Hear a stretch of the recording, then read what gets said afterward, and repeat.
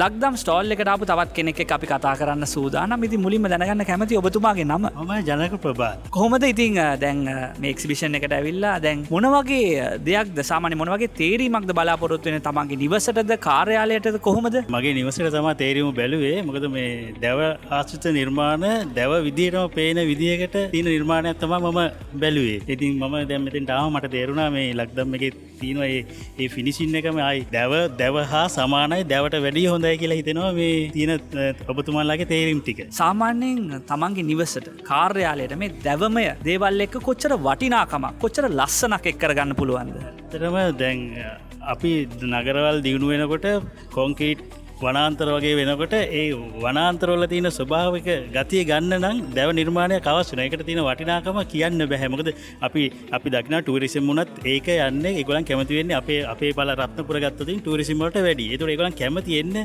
ඒ ස්වභාවික ගතිය පේන්න. කොන්ක්‍රීට් වනාන්තරවලට වැඩි ස්වභාවික වනාන්තරයක් දකින්න තමයි ඒගොල්ලන් කැමති. ඒ තුලින් ඉතින් මේක හොඳ නිර්මාණ එක්ක හොඳ ආකර්ෂණයක් ලැබෙනවා මේ තම නිවසට. බොහොමත්ම ස්තුතියි ලක්දම් අපිත් එක්ක එකතු වුණාට. බොහොම ස්තුතියි.